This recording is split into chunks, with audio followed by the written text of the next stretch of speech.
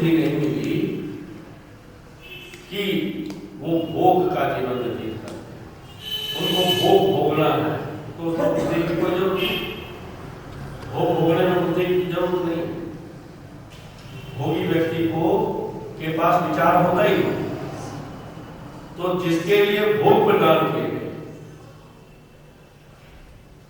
तो उसको बुद्धि नहीं मिली। प्रकृति में उनको बुद्धि नहीं मिली।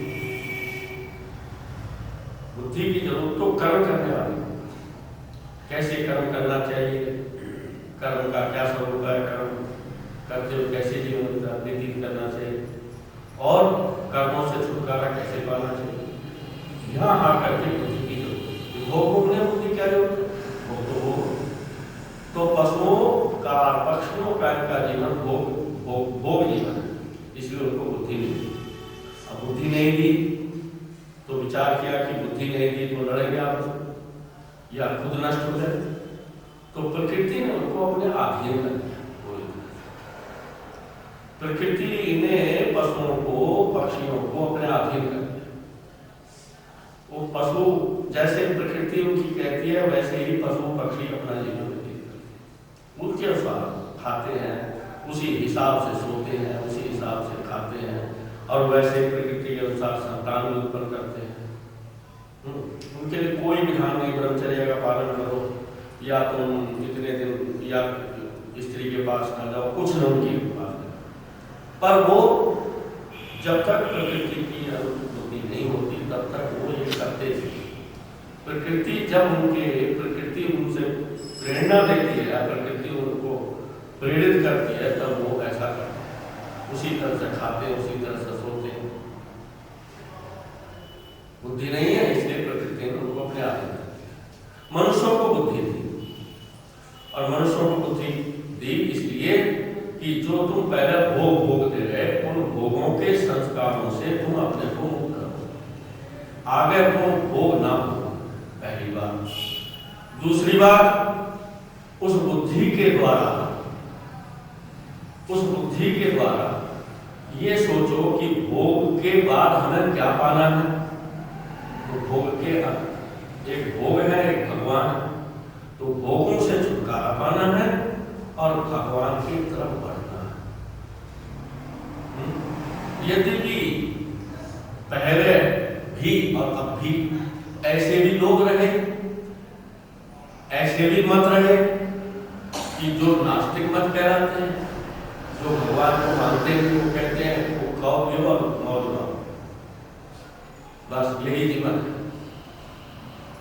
आज 99.99% ऐसे लोग कि जो मौज उड़ाना, खाना पीना, मौज उड़ाना कोई जीवन में,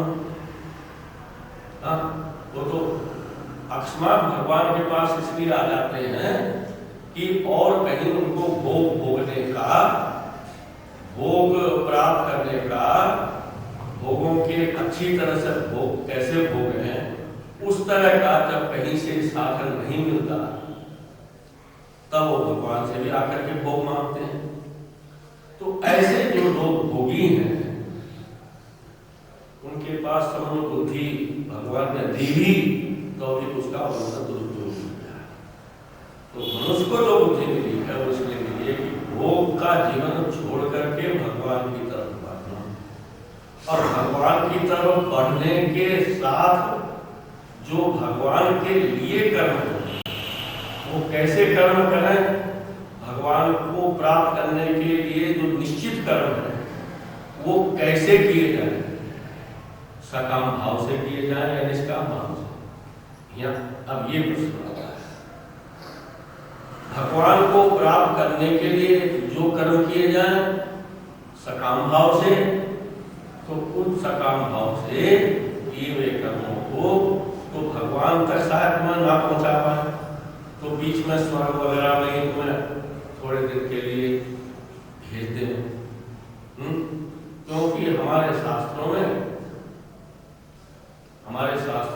ऐसे कर्मों का भी विधान है, सकाम कर्मों का, कि ऐसा कर्म करने से और तुमको तुम्हारा सुखी होगा, यज्ञ करने से तुम्हारा परलोक तुम्हारा अच्छा बनेगा, है?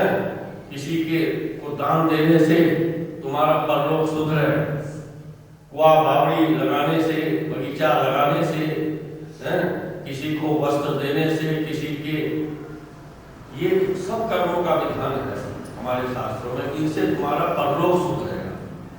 तो कई लोग इन कर्मों को करते हुए परलोक सुधारने के लिए इन कर्मों को, इनको कहते हैं सकाम कर्म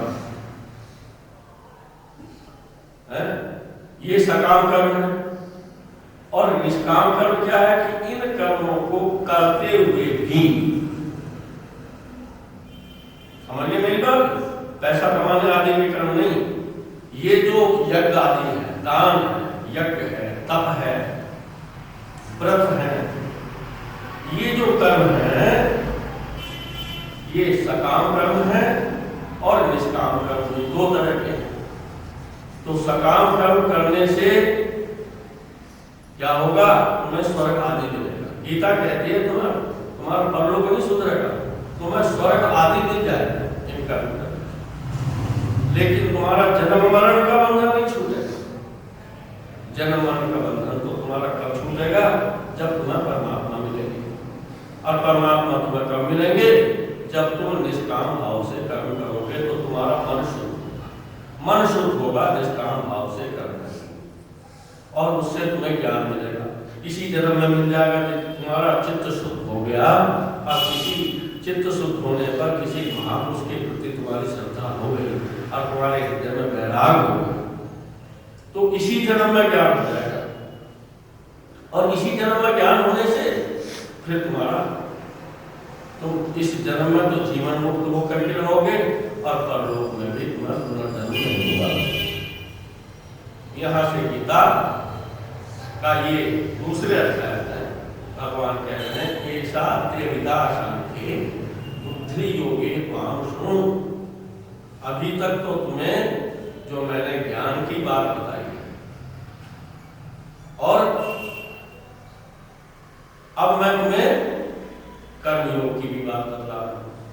ऐसा ऐसा त्रिविधा सांख्ये बुद्धि योगी, सांख्य बुद्धि, सांख्य बुद्धि मानी ब्रह्म तत्व को जानने की बुद्धि। अभी तक हमने तुम्हें बताया ऐसा अविद्या सांख्ये बुद्धि योगे त्वां शृणु बुद्ध्या युक्ता यया पार्था कर्म बंधन कर। जिस ज्ञान योग के द्वारा तुम कर्मों के बंधन को तोड़ सकते हो, ये ज्ञान योग है। अभी तक तो कहते हैं ये जो ज्ञान योग है, नेहा विक्रमणास्पस्ति प्रत्यवायो न विद्यते स्वप्नपश्च धर्मस्य त्रायते महतो भया। ये जो निष्काम कर्म योग है, इसके प्रारंभ में भी इसके बीज का नाश नहीं होता और इसका फल भी उल्टा नहीं होता। बीज का नाश मतलब है कि जो कर्म है, हमारे अंदर से कर्म क्यों होता है, सुख की इच्छा, हमें कोई सुख मिले, हमें आनंद मिले, इसलिए व्यक्ति कर्म करता है। तो वो सुख और आनंद ही कर्म का बीज है। तो ये सुख की इच्छा तुम्हारी खत्म नहीं होगी और इसका फल भी उल्टा नहीं मिलेगा। मतलब कर्म करने से तुम्हें दुख नहीं मिलेगा बल्कि सुख ही मिलेगा। और थोड़ा सा भी तुम यदि ज्ञान योग के आधार पर चल लो तो तुम्हारे जन्म मरण के बंधनों से ये तुम्हें मुक्त कर। भगवान कहते हैं इस प्रकार से जो व्यक्ति ज्ञान, आत्मा का ज्ञान प्राप्त कर लेता है, उस आत्मज्ञान को, अभी आत्मज्ञान की महिमा सुना है, जो इस आत्मज्ञान को प्राप्त कर लेता है, ऐसे व्यक्ति की बुद्धि निश्चयात्मिका होती है। निश्चयात्मिका उसने निश्चय कर लिया, मैं सच्चिदानंद स्वरूप आत्मा, बस उसी में लगा है। बस परमात्मा मेरा स्वरूप है, परमात्मा मेरे में ही है, ये निश्चयात्मक। तो भगवान कहते हैं व्यवसाय आत्मिका बुद्धि एके नंदना बहुशाखा अनंतास्य बुद्धियो व्यवसायिना। निश्चयात्मक बुद्धि है ये केवल एक होती है बस। और जो अज्ञानी है उन अज्ञानियों की जो अनिश्चयात्मिका बुद्धि है यानी अनिश्चयात्मिका बुद्धि है वो बहुत शाखा वाली होती है, अनंत होती है कि ये करने से ये फल मिलेगा, ये करने से फल मिलेगा, या दुर्गा जी की आराधना करने से वो लोग मिलेगा, या शंकर जी की आराधना करने से ये लोग मिलेगा। अनेकों तरह के देवताओं का पूजन करते हैं, एक जगह स्थिर नहीं रहते, एक साधे एक ही साधे सब सदें और सब साधे सब जाए, जो तू सींचे मूल को बोले भरेगा। हमारे संत कहते हैं कि यदि कोई मूल को सींच ले पेड़ के, तो पेड़ के मूल को सींचने से पूरा पेड़ फलता फूलता है। और यदि तुम पेड़ को पत्ते पत्तों को टाली टहनियों को सबको सींचो तो पेड़ हरा भरा रहेगा। मूल को सींचना चाहिए, पेड़ का जो मूल है उसको सींच दो तो वो सींचने से पूरा पेड़ भी हरा भरा रहेगा, उसमें फल भी आएंगे, सब कुछ आएगा। लेकिन यदि तुम पेड़ को सींचो मूल को ना सींचो, तो कहते हैं कि जो ये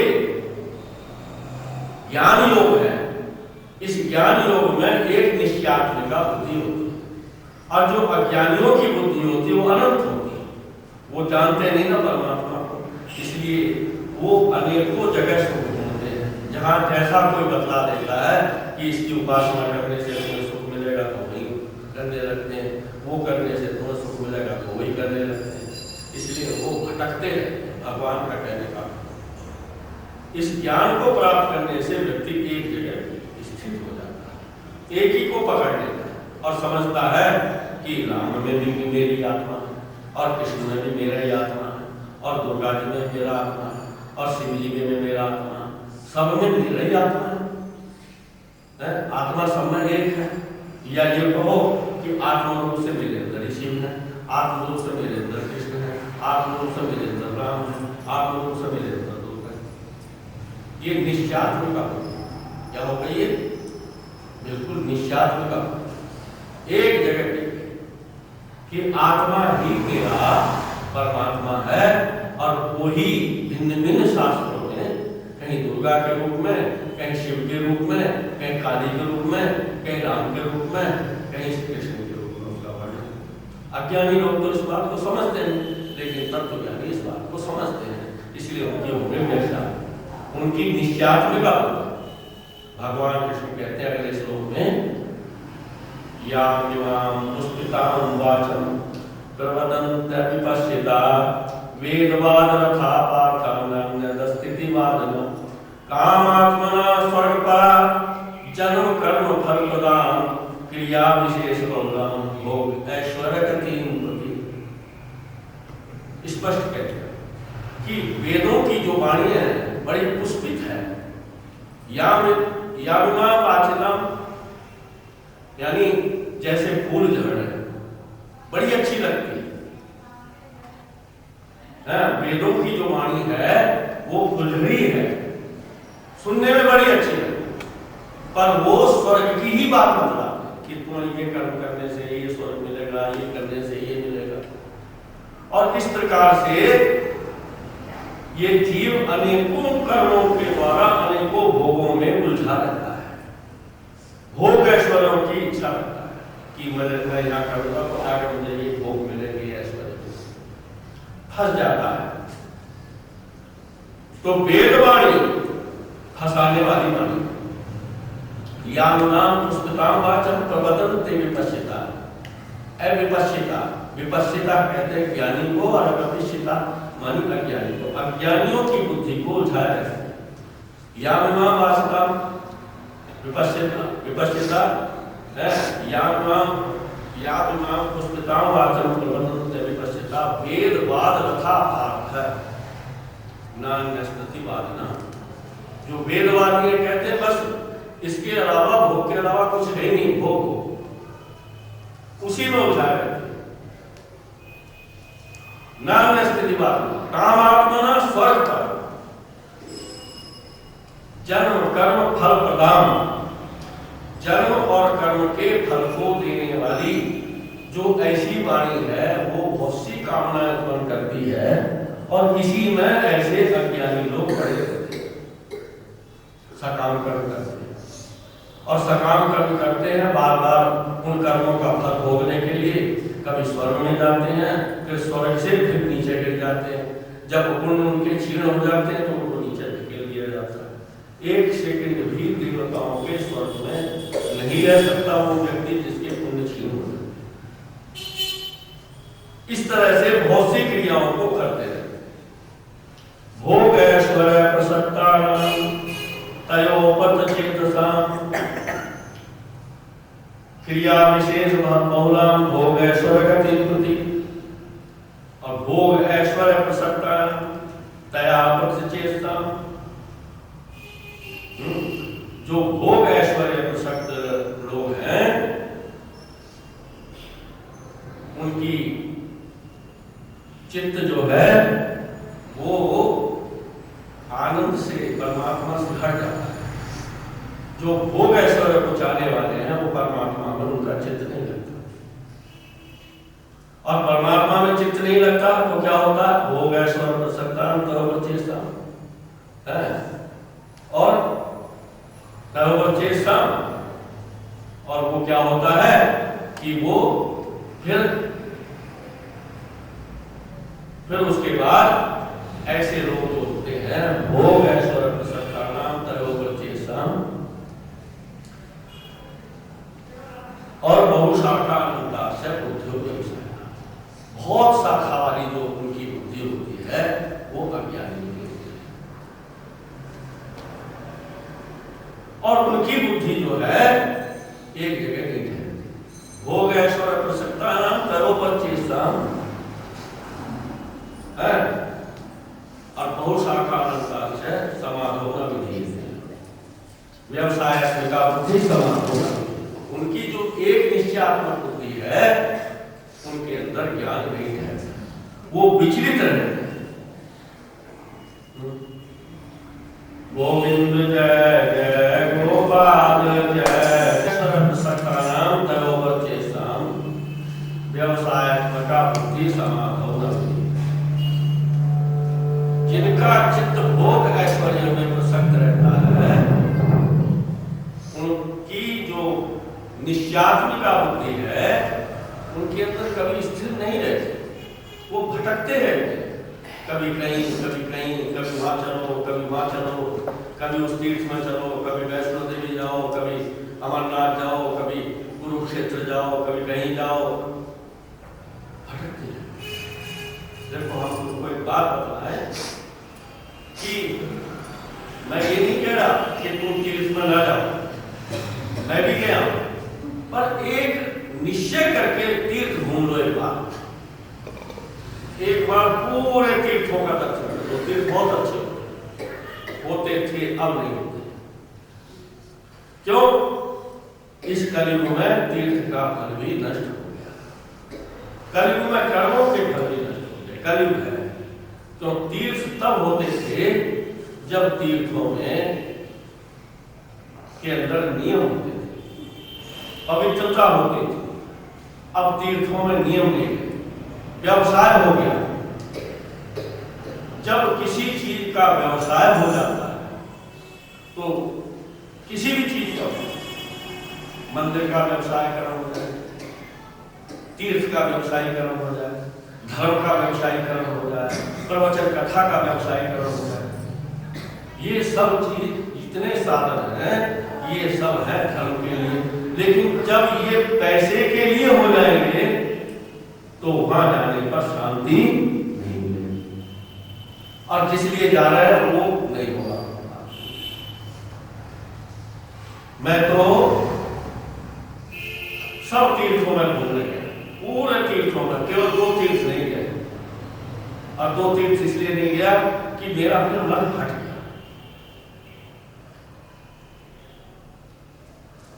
एक तो वैष्णो देवी नहीं गया और एक अमरनाथ नहीं गया। ये यहाँ क्यों नहीं गया? क्योंकि सब तीर्थों के घूमने के बाद एक बार मैं बद्रीनाथ तो कई बार गया, लेकिन लास्ट बार जो बद्रीनाथ गया सबसे अंतिम बार, तो बद्रीनाथ जब गया तो बस से बद्रीनाथ बस चली जाती थी, केदारनाथ तो पैदल जाते थे पहाड़ों पर। यमुनोत्री भी थोड़ी देर पहले बस रुक जाती थी, गंगोत्री भी बहुत देर पहले रुक जाती थी, पहले रुक जाती थी। तो बद्रीनाथ तक बस चले जाते, बद्रीनाथ बस गए और वो गए सन 72 की बात, सन 72 में बद्रीनाथ पहले ही बस रुक गई, हम गए तो बस पर ही जो है चढ़ गए पड़े। हमने कहा भाई जरा बस रुक जा, रुक दो। ए बाबा, उसने हड़प दिया हमको, ए बाबा अब तुम्हारा अधिकार नहीं गया, अब यात्रियों के ऊपर हमारा अधिकार। हमने क्या तुम्हें पैसे मिलेंगे, तुम पैसे के बोले नहीं, पैसे वैसे नहीं, आपका अधिकार ही नहीं। अब हम भी उस समय जवान थे, जोश था, हमने यात्रियों से कहा भाई कोई नहीं उतरोगे, हम पीछे जा रहे हैं। हमने ड्राइवर से कहा पीछे को बस में, हम यात्री देखने लगे मेरी तरफ, भक्त लोग थे, सब भक्त थे, इसलिए उन्होंने कुछ नहीं कहा, महाराज जी जैसा कह रहे हैं वैसे चलो, उल्टे बस को लिया। तो 1 किलोमीटर पहले पंजाब सिंह क्षेत्र का आश्रम था, उन्होंने कभी मुझे पता दे दिया था, बाबा रहते थे वही हो गया। और उन्होंने फिर वहाँ से आकर के हम बस में आ गए, बोले महाराज आपने बड़ी कृपा की। मैंने क्या कृपा पहले तो इन पंडों से बचाओ, बोले कोई नहीं आएगा, पंडों से कहा हम दूर रहना, हम दूर। बाबू ने उतार के सब सामान, छोटी छोटी झोपड़ियाँ, रजाई, गद्दे, हमारे बिस्तर खुले ही नहीं, बोले नए दो महाराज, पूरे सबके सब नए, क्योंकि और उन्होंने सबको दे दिया, वहाँ रहे। फिर हमारा दिल खोल कर हमने वहाँ भंडारे भी की और 2-3 दिन रहे। लेकिन हमें वहाँ का ऐसा कुछ ज्ञान हुआ कि यहाँ का तो वो जो पंडित थे, उन पंडितों ने हमें तंग जो किया, फिर मन हट गया, उन्हें आप किसी हर चीज का व्यवसाय कर। पुष्कर राज गए, पुष्कर राज में एक पंडित आया, पंडा आया, उसने कहा गौदान करो। हमने कहा गौ तो है नहीं था, बोले किसी बच्चे का दान कर दो, ये बच्चे भी नहीं आता। बोले अच्छा 100 रुपए का दान कर दो, बन गया वो भी नहीं। 5 रुपए का आ गया, 1.25 रुपए का आ गया, बोले 1.25 रुपए का बच्चे का दान हुआ। हम सोचने लगे क्या युग आ गया ये है। तो कहने का मन हमको खुद भूख होगी है, इसलिए ऐसी जगह जाने से अच्छा ये है कि अपने कमरे में बैठ जाओ, तुम्हारी दुर्गा जी के प्रति यदि प्रेम है, भक्ति है, तो दुर्गा जी को अपने हृदय में ही उतारो। अब जो तुम इधर उधर भटकोगे उससे पैसा भी खर्च होगा, खराब होगा, टाइम भी तुम्हारा बर्बाद होगा, और हो सकता है कि खान पान में गड़बड़ होगा, तुम बीमार हो और फिर डॉक्टर के पास जाओ, फिर डॉक्टर के पास जाओ, और फिर इस तरह से क्या लाभ है। जो यदि दुर्गा जी को तुम यहीं बैठ करके ध्यान करो, अमरनाथ जी बाबा को यदि तुम यहीं बैठ कर ध्यान करो, पहले समय था तीर्थ होगा, जब पवित्रता होती थी, माँ निष्काम भावना होती थी, वो सब अब नहीं है। बोलो वृंदावन बिहारी। इसलिए भटकने की बजाय भगवान ने शायद कि कलयुग में ऐसा समय आएगा, तो पहले तो वेद व्यास जी महाराज ने कृपा करी, भागवत की रचना और महाभारत की रचना की, और महाभारत के ही मध्य से ये श्रीमद् भगवत गीता का अनमोल रतन, इसको मैं अनमोल रतन कहता हूँ। गीता का जितना महत्व है, हम जितना भी इसकी महिमा का वर्णन नहीं हो सकता है। गीता एक अनमोल रत्न है। मैं कहता हूँ अपने घर पर बैठ करके गीता का अनुशीलन करो। अरे गीता प्रतिदिन पढ़ो, गीता को हृदयंगम करो, भगवान के मुखारबिंद से निकली वाणी है, उसको साधना में लाओ, सब तीर्थ तुम्हारे हृदय में आ जाएंगे। सच कहते हो, सब तीर्थ तुम्हारे पास चले आएंगे यदि प्रतिदिन तुम गीता का। और भागवत में भी यही कहा, तुम्हें भागवत तो तुम्हें पढ़ी अभी सुनी है, ना गंगा ना गया काशी, ना पुष्करम ना पियारकम, सुख शास्त्र कथायां कलाम नाम की। ये सुखदेव जी का जो शास्त्र भागवत है, ये गंगा गया काशी पुष्कर पियार, इन सब का पुण्य भागवत के 16वें अंश के बराबर है। 16वें अंश के बराबर नहीं। क्यों कहा है? वेद व्यास जी को पता था पहले कि कलयुग में ऐसा होगा, तीर्थों से कोई लाभ नहीं होगा और उल्टे वहां जाकर के उल्टी बुद्धि हो जाए। जो तुम्हारे अंदर थोड़ा आस्तिक बना है वो भी खत्म हो जाए, इतने परेशान होकर के आओगे।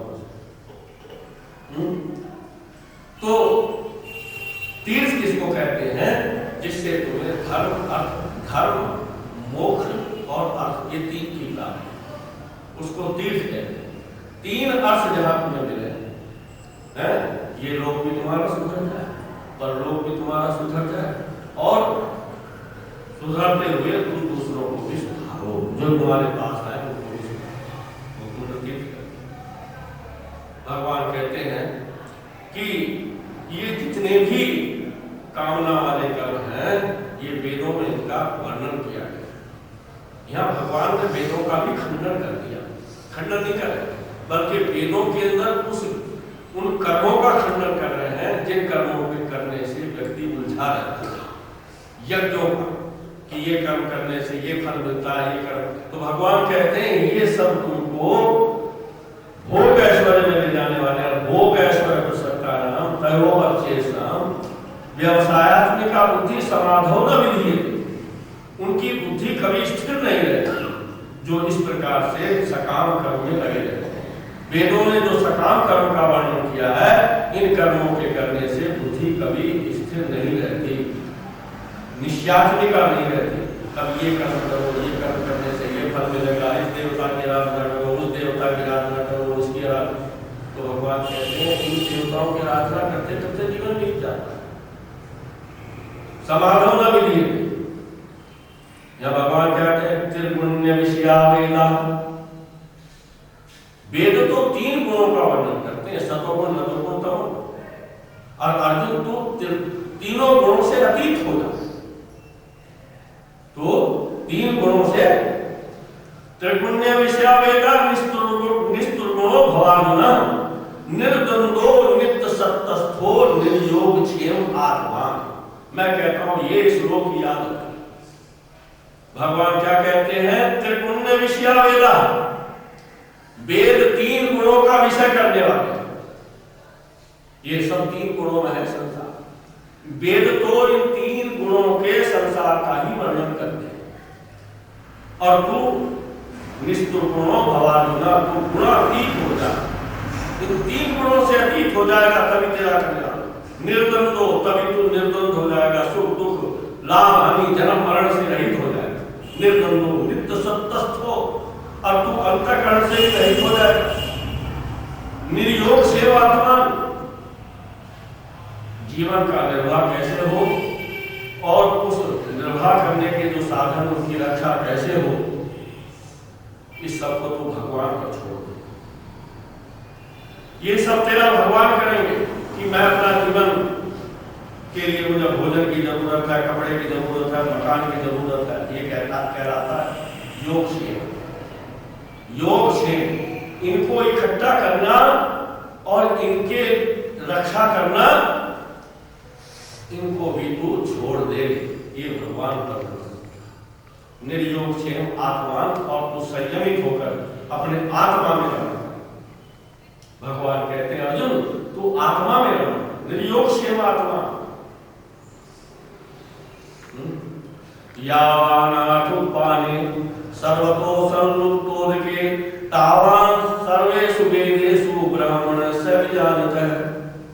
जैसे छोटे छोटे नदियों का तभी तक प्रयोजन रहता है जब तक बड़ा सरोवर न मिल जाए, और बड़ा सरोवर मिलने पर फिर छोटे छोटे नदी नालों का प्रयोजन नहीं रहता है। ऐसे ही जो ब्रह्म को जानता है, फिर छोटे मोटे देवताओं का, छोटे मोटे कर्मों का उसके लिए कोई प्रयोजन नहीं। यावानाथुपाने सर्वथा संतोल के तावान सर्वेषु वेदेषु ब्राह्मण सब जान। इसलिए तू ब्रह्म को जान, तू आत्म तत्व को जान, तभी तू निष्काम होगा। और उस निष्कामता को प्राप्त करके फिर तू कर्म कर। कर्म करना छोड़ मत, क्योंकि 3 कर्म, वेद माने तप, यज्ञ और दान, ये तो गृहस्थ आश्रम के लिए करने ही चाहिए। यज्ञ भी करे, तप भी करे और दान भी करे, पर ये तीनों कामना से न करे, बल्कि निष्काम भाव से करने चाहिए। इसलिए करने चाहिए परमात्मा की प्राप्ति के लिए। बस एक ही हमारे अंदर काम हो कि हमें भगवत प्राप्ति हो। भगवान के अलावा और जो भोग है उनकी इच्छा न करें। यदि भोगों की इच्छा करते हो तो तुम भगवान के भक्त नहीं हो, भगवान की इच्छा करते हो तो तुम भगवान के भक्त। 2 चीज है, भोग और एक तरफ भगवान। यदि तुम भोगों की तरफ मुड़ते हो तो भोगी, और यदि भगवान की तरफ मुड़ते हो तो भक्त। भगवान का कहने का मतलब यही है। भगवान कह रहे हैं कि इसलिए कर्मण्येवाधिकारस्ते मां फलेषु कदाचन मां कर्म फल हेतुर्भूर् मास्ते संगस्तु कर्मणि। मास्ते संगस्तु कर्मणि, इसमें 4 पद हैं। कर्मण्येवाधिकारस्ते, तेरा कर्म करने में ही अधिकार है। मां फलेषु कदाचन, कर्म के फल की इच्छा नहीं कर। कर्म के फल की इच्छा करने में तेरा अधिकार है। कर्म का फल कैसा होगा, अच्छा होगा बुरा होगा, इसके विषय मत सोच। 2 बात। तीसरी, मां कर्म फल हेतु रूप, मानी तू कर्म के फल का जो हेतु है, कर्म के फल का जो हेतु है उस वाला मत हो। यानी तू कर्म का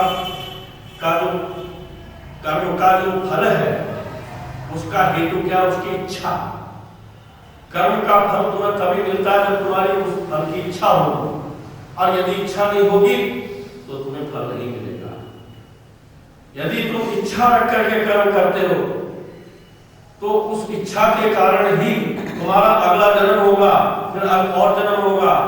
यदि तुम कर्म फल की इच्छा से करते हो, इच्छा ही मुख्य चीज है, इच्छा को तुम मिटा दो तो फिर कर्म करने में कोई नुकसान नहीं।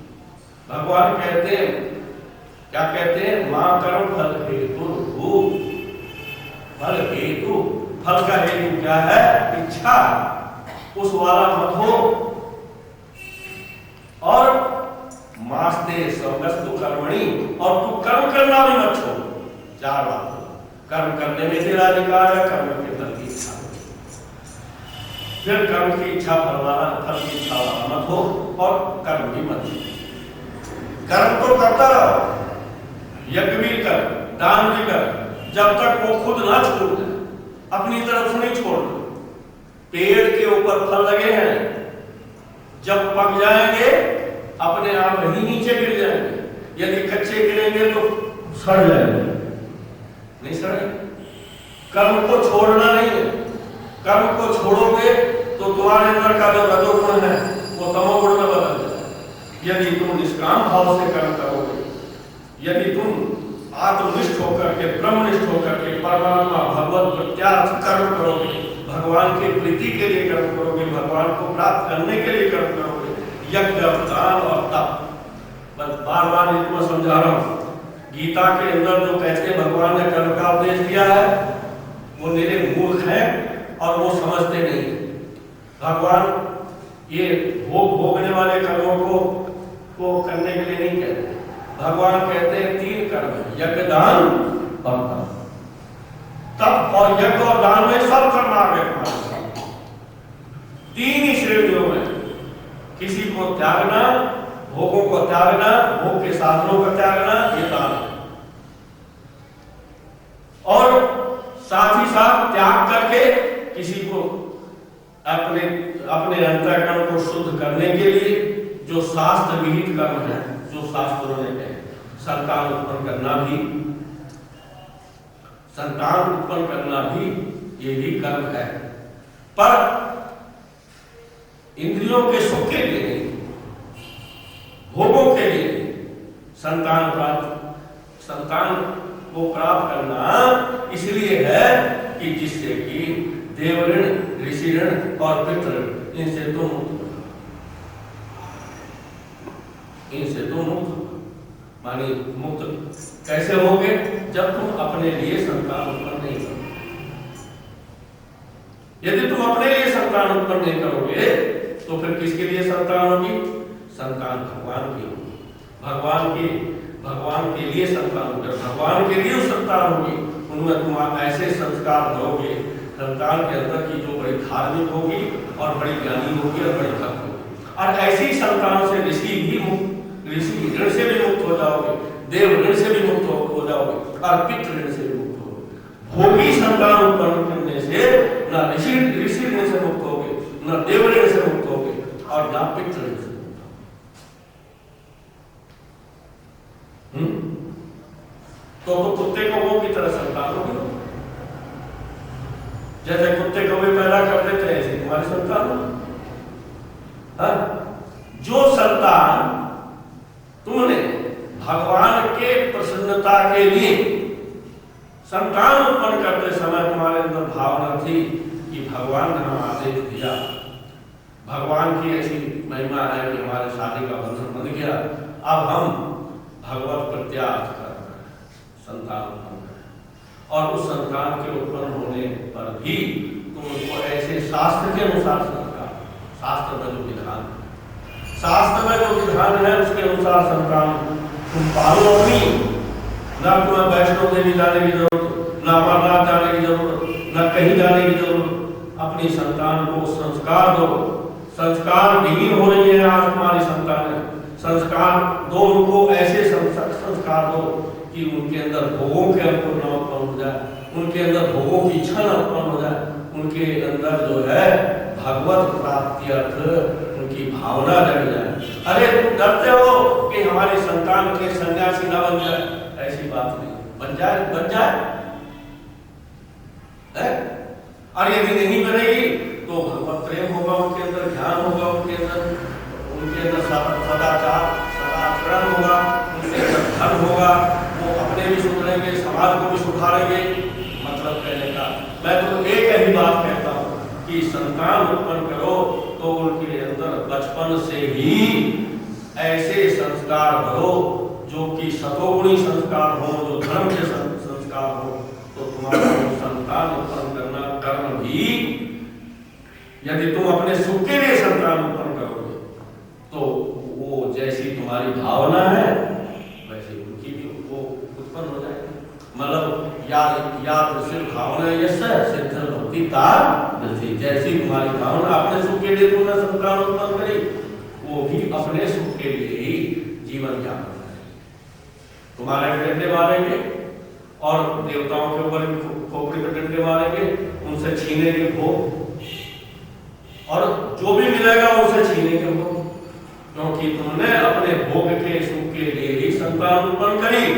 इसलिए वो संतान भी भोगी ही बनेगी, भोग का सुख ही चाहिए। बोलो वृंदावन बिहारी। कहने का प्रयोजन यह है कि भगवान कहते हैं कि जो सकाम कर्म करने वाले ऐसे, तो इसलिए कर्म करने का अधिकार तो है पर फल की इच्छा कर। कर्मण्येवाधिकारस्ते मा फलेषु कदाचन मा कर्म फल हेतु मास्ते संगस्तु कर्मणि, तू कर्म भी मत छोड़, कर्म भी कर। योगस्थ कुरु कर्माणि संगम त्यक्त्वा धनंजयः सिद्ध्यो समो भूत्वा समत्तम योग उच्यते। इस ज्ञान योग में स्थित होकर कर, ये ज्ञान होना चाहिए तुझे कि मैं आत्मा, बस आत्मस्थित होकर, देह स्थित होकर कर्म मत कर। इस साढ़े 3 हाथ वाले शरीर में स्थित होकर कर्म मत कर, आत्मस्थित होकर कर्म कर। आत्मा का तुझे अनुभव होता है और कर्म कर, तब फिर सिद्धि और असिद्धि में, कर्म की सिद्धि में भी और दोनों में तू समान रहेगा। योगस्थ को कर्माणि संगम तत्वा धनंजय, आसक्ति का त्याग करके ही धनंजय तू कर्म कर। आसक्ति कब होती है आगे बताएंगे। इन विषयों का भोगों का चिंतन करने से इन विषयों में भोगों में आसक्ति होगी। इसलिए यदि तुम परमात्मा का चिंतन करोगे तो परमात्मा में आसक्ति होगी। मतलब आसक्ति का त्याग करने का मतलब है कि परमात्मा में भक्ति निष्ठ होगा। परमात्मा में प्रेम तुम अपना उत्पन्न करो और परमात्मा में तुम तभी स्थित होगे जब तुम्हारा परमात्मा में प्रेम होगा। और संसार के भोगों में तुम कब स्थित होगे जब संसार के भोगों में तुम्हारी आसक्ति होगी। आसक्ति और भक्ति, भगवान में प्रेम है तो भक्ति, और संसार के भोगों में आसक्ति हो तो भक्ति नहीं। इसलिए तुम भगवान में स्थित होकर करो, भगवान में, परमात्मा में, आत्मा में स्थित होकर करो कर, तो सिद्धि और सिद्धि भोग मिले या न मिले, कर्म की सिद्धि हो या असिद्धि हो, उनमें तो समान रहेगा। इसी को समत्व योग है। भगवान ने इस समत्व योग की परिभाषा बताया। योगस्थ कुरु कर्माणि, योग में स्थित, योग मानी आत्मा को परमात्मा में मिला दो, जोड़ दो, परमात्मा मेरा ही स्वरूप है, ऐसा निश्चय करके इसमें स्थित होकर के संगम तत्वा धनंजय, भोगों के पदार्थों के प्रेम को त्याग करके हे धनंजय तू कर्म कर।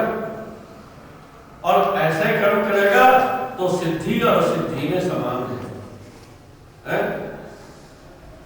और सिद्धि और सिद्धि में समान है। कहां जाते हो? सिद्धो सिद्धो समो भूत्वा समत्तम योग उच्यते, तो इसी को समत्व योग है। भगवान कहते हैं ये समत्व योग, ये बुद्धि योग, ये सकाम कर्म से बहुत श्रेष्ठ है। या यूं कहना चाहिए कि ये सकाम कर्म जो है इस बुद्धि योग या समत्व योग से बहुत नीचे है। भगवान कह रहे हैं ये जो सकाम कर्म है ये तो बहुत निकृष्ट है। दूरेण वरम कर्म बुद्धि योगा धनंजय, बुद्धौ शरणम अनविच्छ कृपणा फल हेतुः।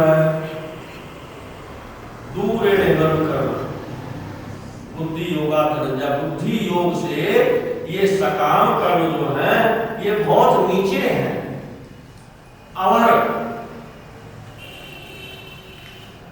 ये अवर है ही, अवर, अवर मानी निकृष्ट, निम्न।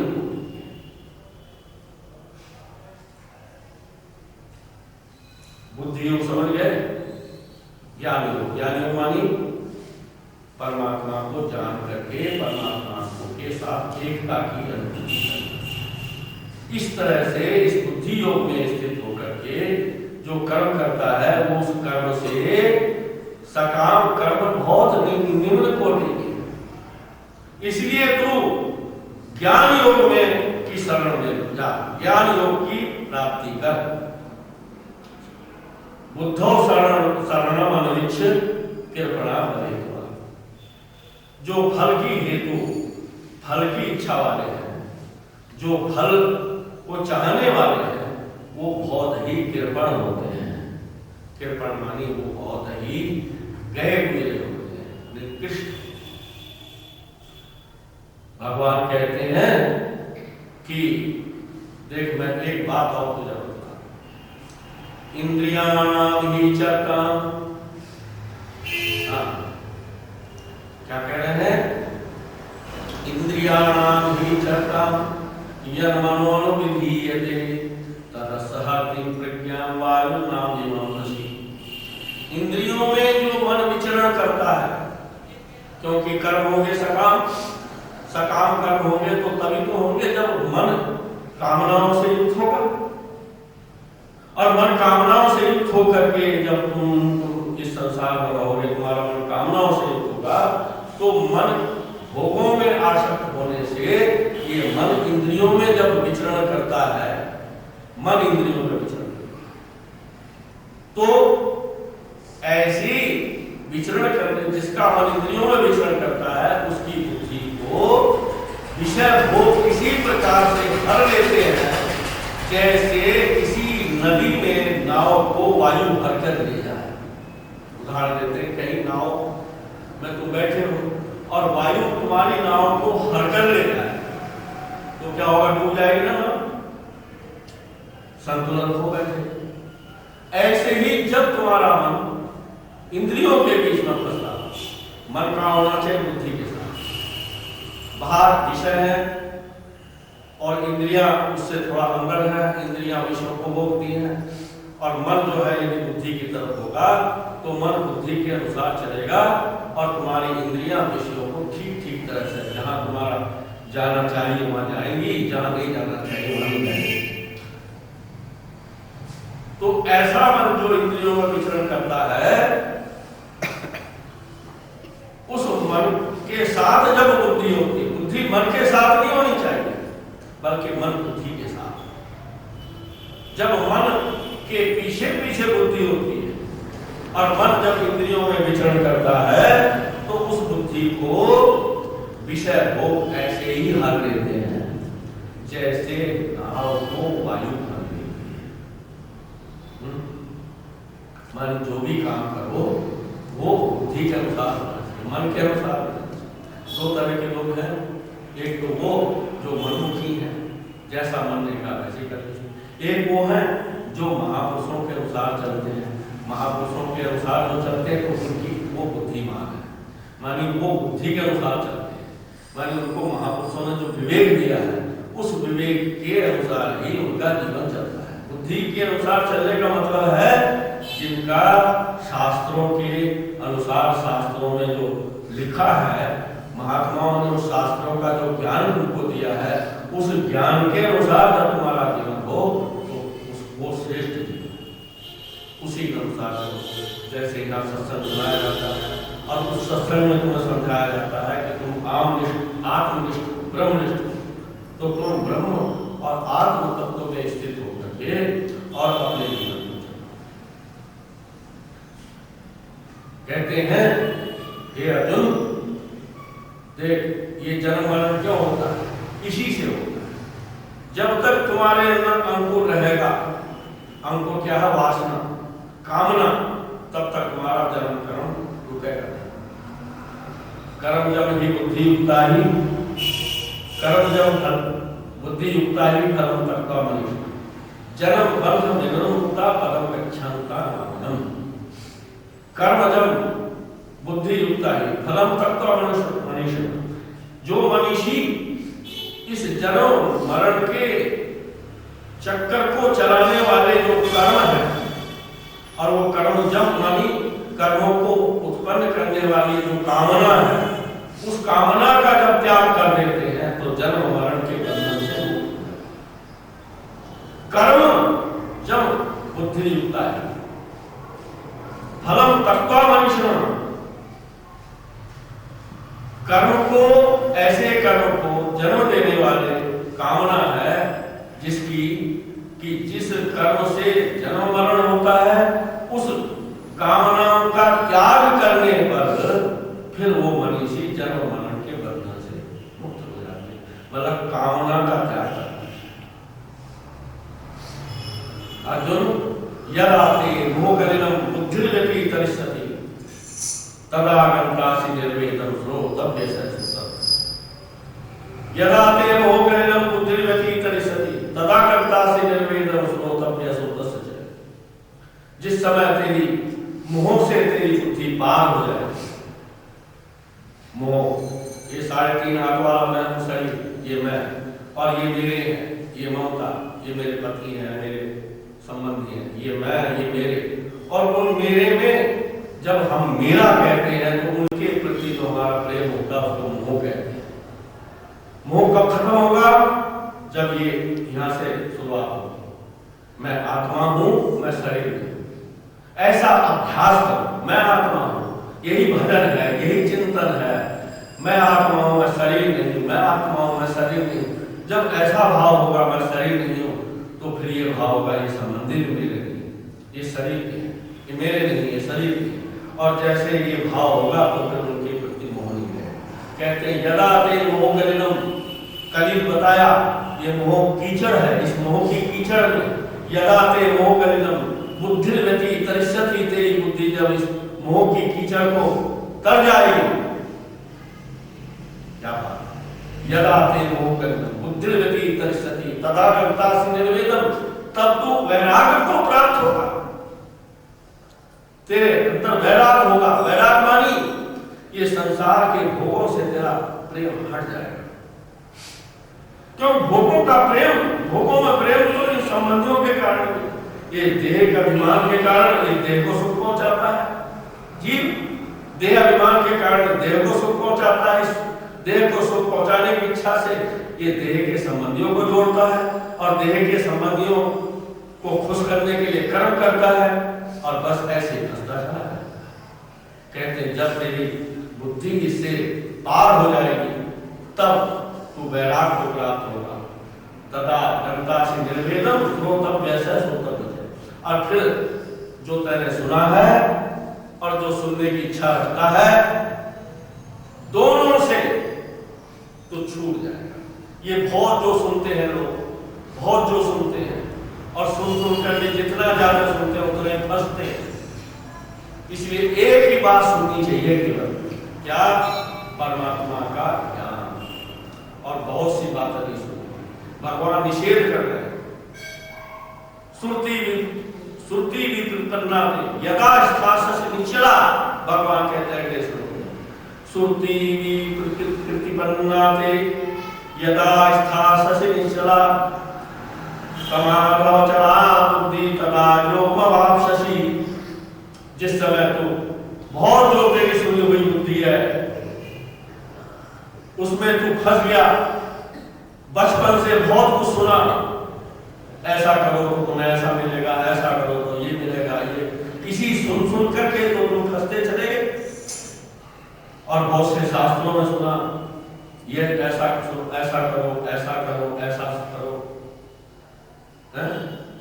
एक निश्चय बने तो जितना ज्यादा सुनोगे उतनी बुद्धि फंसती चली जाएगी। और जिस समय तुम उस सुने हुए को छोड़ दोगे और केवल ज्ञान योग के द्वारा, बुद्धि योग के द्वारा अपनी बुद्धि को, अपने ज्ञान योग को, आत्मज्ञान के द्वारा अपनी बुद्धि को लगा दोगे तो तब तुम समाधि की अवस्था होगा।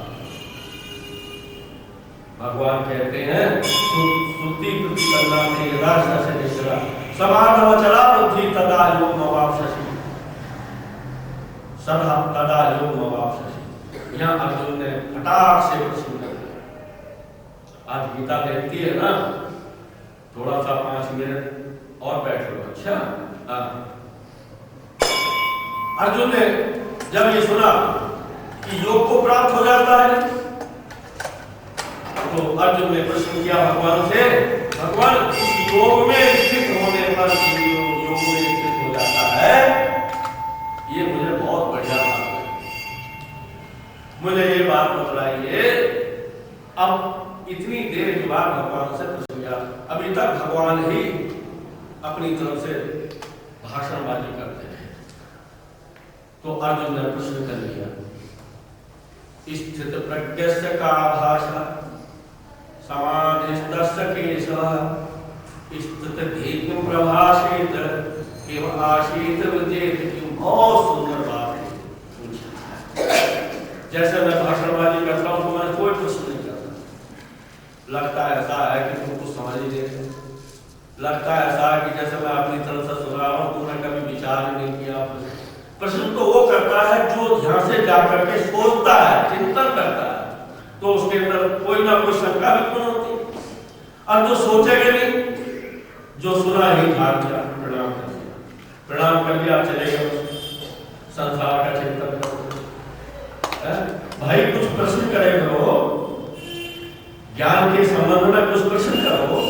अर्जुन ने प्रश्न किया भगवान से कि जो ये योग की स्थिति है, स्थिति कहते हैं इसको, स्थित प्रज्ञ कहते हैं, उस स्थित प्रज्ञ यानी ऐसी प्रज्ञा कि जो परमात्मा को जाने ऐसी जो बुद्धि है उसको प्रज्ञा बोलते हैं। जो परमात्मा को जानती है, आत्मज्ञान से युक्त जो बुद्धि है उसको प्रज्ञा बोलते हैं। और ऐसी प्रज्ञा में जो स्थित है उसको स्थित प्रज्ञ बोलते हैं। बोले ऐसा जो स्थित प्रज्ञ प्राणी है वो कैसे बोलता है, कैसे चलता है, कैसे खाता है, उसकी क्या भाषा होती है। स्थित प्रज्ञ से का भाषा समाधिस्तस्य केशवः स्थित धीः किम प्रभाषित है, किम आसीत कैसे बैठता है, ब्रजेत कैसे चलता है, मतलब उसके जीवन के क्या लक्षण होते हैं। भगवान ने कहा से भगवान कहते हैं प्रजाति यदा कामान, ये गीता का दूसरे अध्याय का 55वां श्लोक, दूसरे अध्याय का 55वां श्लोक। 54वें श्लोक में भगवान कृष्ण से अर्जुन ने ये प्रश्न किया और 55वें श्लोक में क्या कहा, प्रजाति यदा कामान सर्वान पार्थ मनोगता आत्मन्येव आत्मना तुष्टा स्थित प्रज्ञस्तदोच्यते। जिस समय ये व्यक्ति अपने अंदर स्थित जो कामनाएं हैं उनको संपूर्ण रूप से त्याग देता है। प्रजाति यदा कामान सर्वान पार्थ मनोगता, अपने मन में स्थित संपूर्ण कामनाओं को त्याग देता है। प्रजाति यदा कामान सर्वान पार्थ मनोगता आत्मन्येव आत्मना तुष्टा, आत्मा के द्वारा आत्मा में ही संतुष्ट रहता है।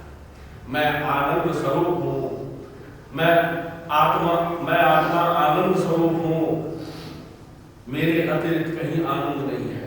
इसमें जो संतुष्ट रहता है कहते हैं वो स्थित प्रज्ञ। और ऐसा स्थित प्रज्ञ क्या होता है, दुखों में उद्विग्न नहीं होता। दुखेषु अनुद्विग्नमना सुखेषु विगतस्पृहा वीतराग भय क्रोधा स्थिति मनोरुच्यते। दुखों में उद्विग्न ना हो और सुखों की इच्छा ना रखे, और वीत राग भय क्रोध, राग भय और क्रोध से अतीत जो होता है। क्यों जी, कैसा जीवन होगा, राग से भी, भय से भी और क्रोध से भी अतीत हो जाए तो क्या जरूरत रहेगी तुम किसी है। और यदि तुम्हारी ऐसी स्थिति हो जाए तो बोलो जीवन में रहते हुए तुम मुक्त हो, घर में रहते हो, संन्यास नहीं लेना, तुम घर में रहते जीवन मुक्त कहते हैं। भगवान कहते हैं जो राग द्वेष भय और क्रोध से अतीत हो जाए उसको स्थित धी कहते हैं, उसको स्थित प्रज्ञ कहते हैं। उसकी स्थिति हो गई उसकी बुद्धि की एक ये सर्वत्राभिनिवेश तत्तत् प्राप्त शुभाशुभम नाभिनंदति नावेष्टि तस्य प्रज्ञा प्रतिष्ठिता। 72 श्लोक है ये अध्याय पूरा करो। अच्छा